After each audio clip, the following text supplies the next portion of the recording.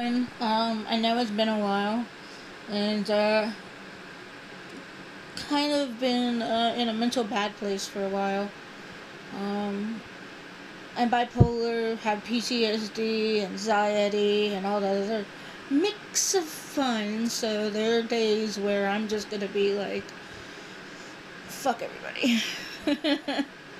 Anyway, I wanted to say hi and also give reviews. I've been watching a ton of movies and stuff like that. Some of them good, some of them, oh my god, are they so bad that I just want to cry for these people. Um, One of the bad ones, and it's not I want to cry for them, it's just the plot line is just. It's this movie called Witch House. The plot line is this girl invites a bunch of people to a party. It turns out the people she invited killed her ancestor named Lilith LeFay. So, a witch. And the girl turns out to be a witch too and resurrects her ancestor. And so they go on a killing spree. And of course, the two dorkiest people there are the ones that survive. That kind of annoys me. I mean, I like the innocent sort of thing, but I would like it be like two badasses winning, stuff like that. And I mean, in those type of movies, it's like, oh, it's the innocence. And I'm just like, they're usually idiots about that kind of stuff. They're usually the ones that are like, oh my god, what's going on? And I'm just like, you're being killed. That's what's happening. There's another movie called Storage 24. It actually has the guy who plays Captain Hook from Once Upon a Time in it. And it also has Mickey from Doctor Who.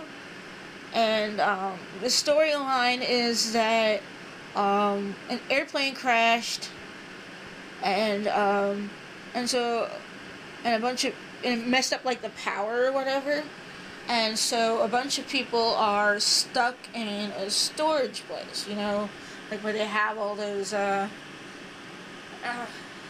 never gonna remember anything, but so they're stuck in the building. And it turns out that the plane that crashed was carrying an alien.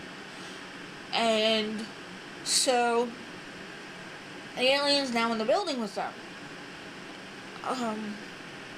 And it's also about the relationship between the people and stuff like that. And it's actually pretty good. I liked it. I mean, I give it 4 out of 5 stars. Yeah, I know. This isn't working. But anyway, and, okay, anyone who knows me knows that I'm a real big fan of Jurassic Park. So, nobody on here will know that.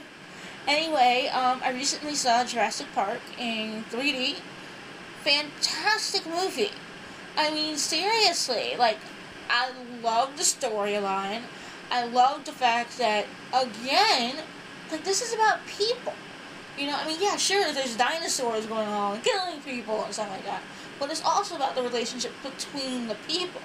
And that's one of my favorite things. Is, don't always just, have killing and stuff like that. I like having more to it. And, so I give that one a 5 stars. Yes, I do. Which is kind of weird for me, considering most of the time I give things like 3 or 2. Another movie that is like really, really, really bad is Grave Encounters 2. I mean, it's about a guy who's reviewing the first Grave Encounters, and then all of a sudden finds out that, the Grave Encounters first one was actually real. And so the stupid idiot decides to take a bunch of his friends to the building that the first people died in and do a documentary.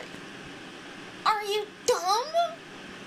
I'm just like, no, you don't take your friends there and do a documentary. You know people already frickin' died. Now there's a movie called Knights of Badass. That is like an epic movie. Like, really, really epic. I mean, it's about people who LARP, which, if you don't know what LARP is live action role playing. And so basically, people get to dress up like knights and witches and fairies and stuff like that, and get to fight and all this. It's like everything, and it's really fun. If you're not a fan of it, it also involves demons and stuff like that. And Bryan Cranston is in it from Dead Silence, and he apparently likes to write music, and one of the songs he made actually becomes a big part of like the storyline. It also has Peter Dinklage, like Game of Thrones dude.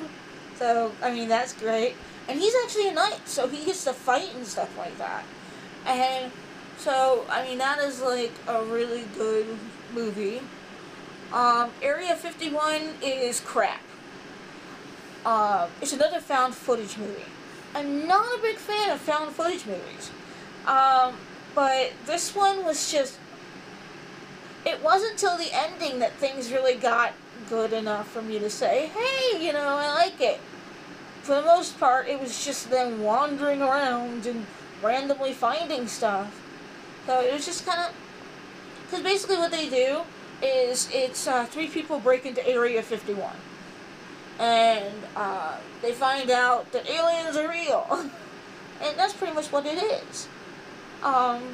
Which is kind of an overused plotline.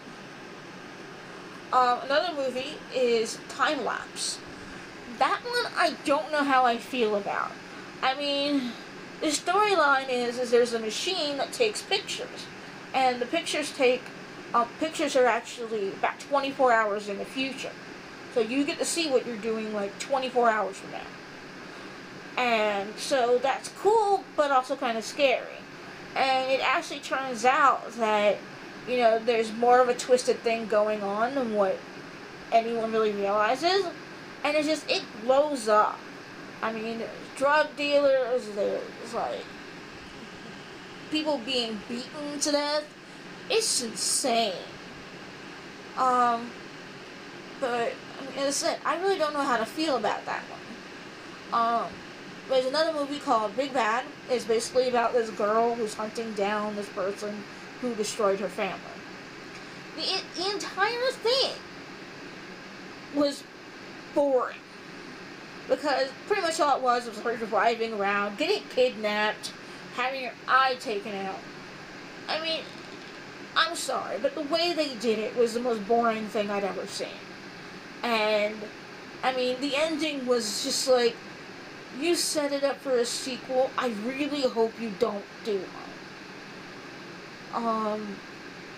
And it's one of those things of, when you're doing a movie like that, you really gotta be on your game, because, I mean, there's some things where, I mean, it's hard to do.